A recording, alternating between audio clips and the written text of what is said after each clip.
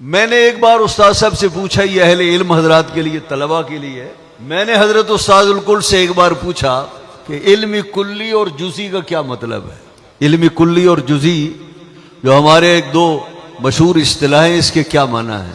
میرے سوال کا منشا یہ تھا، نبی پاک صلی اللہ علیہ وسلم کا علم کلی ہے، جزی ہے؟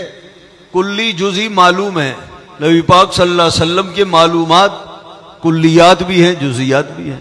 اللہ نے آپ کو کلیات کا علم دیا، جزیات کا علم دیا، پھر ہر شخص کو اللہ نے جتنا وسیع علم دیا، کروڑوں معلومات اور اربوں معلومات دی، ہر آدمی کا علم اس کے ذہن کے ساتھ قائم ہے، اور جو چیز ذہن کے ساتھ قائم ہو وہ تو ہوتی جزی ہے۔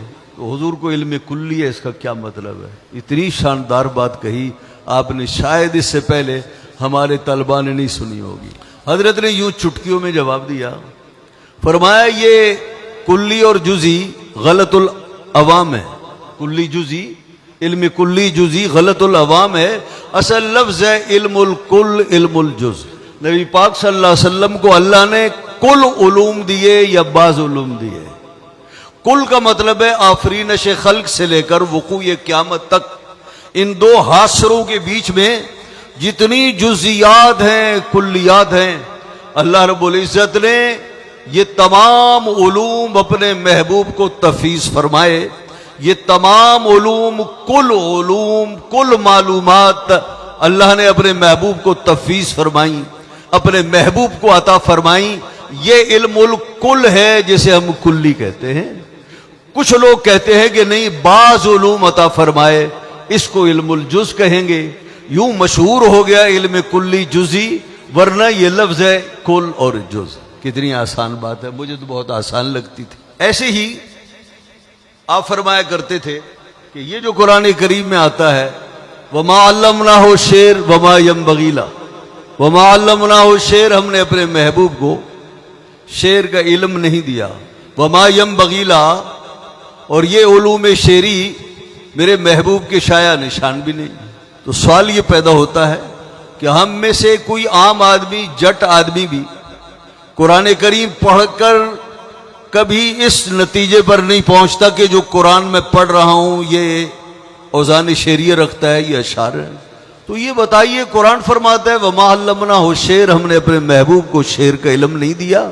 عرب کے لوگ یہ کہتے تھے کہ محمد الرسول اللہ صلی اللہ علیہ وسلم جو قرآن پڑھتے ہیں یہ تو شعر ہے۔ یہ تو عام اردو دان، پنجابی جاننے والا، کسی بھی زبان کا بولنے والا شخص قرآن کریم کو شعر کہہ نہیں سکتا۔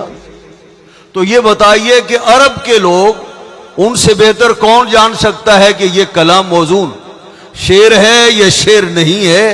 تو جب ہم جیسا اجمی آدمی قرآن کریم کو شعر نہیں کہہ سکتا، تو یہ بتائیے وہ فصحاء و بلغاء قرآن کریم کو شعر کیسے کہہ سکتے ہیں؟ یہ بات سمجھ میں آئی آپ کے؟ حضرت استاد صاحب فرمایا کرتے تھے کہ یہاں قرآن کریم میں شعر سے مراد شعر منطقی ہے۔ اصطلاحات بعد میں بنتی ہیں، اصطلاحات سے پہلے بھی مواد ہوتے ہیں، وہ اصطلاح کے تابع نہیں ہوتے۔ عرب میں ہر وہ کلام کہ جو انسانوں کو اپنی طرف متوجہ کرائے، اور اس کے اندر جذبات ابھارے، اور اس کا حقیقت سے کوئی تعلق نہ ہو، عرب کے لوگ اسے شعر کہتے تھے۔ شعر کا معنی جھوٹا کلام، ایسا کلام کہ جس میں لوگوں کو متوجہ کیا جائے، ہے غلط سلط، حقیقت سے اس کا کوئی تعلق نہیں، لیکن عوام کے جذبات سے کھیلا جاتا ہے ان الفاظ سے۔ تو ایسے الفاظ کو، ایسے جملوں کو اور ایسے کلام کو عرب کے لوگ شعر کہتے تھے، جس کے معنی ہے جھوٹ۔ تو اللہ رب العزت ارشاد فرماتا ہے وما علمناہ الشعر وما ينبغی لہ، ہم نے اپنے محبوب کو قرآن کی صورت میں جھوٹ تھوڑا ہی پڑھایا ہے، اور جھوٹ میرے محبوب کے لائق کب ہے؟ یہ تو اللہ کا کلام ہے، یہ شعر نہیں، اس میں کوئی مبالغہ آرائی نہیں۔ کوئی ایسا مسئلہ دین کا، شریعت کا نہیں ہوتا جسے حضرت استاذ الکر رحمۃ اللہ تعالی علیہ نصابی کتابوں میں، اس کی طے میں جب بھی ایسا مسئلہ موجود ہوتا، حضور ضرور اسے آشکارا فرماتے۔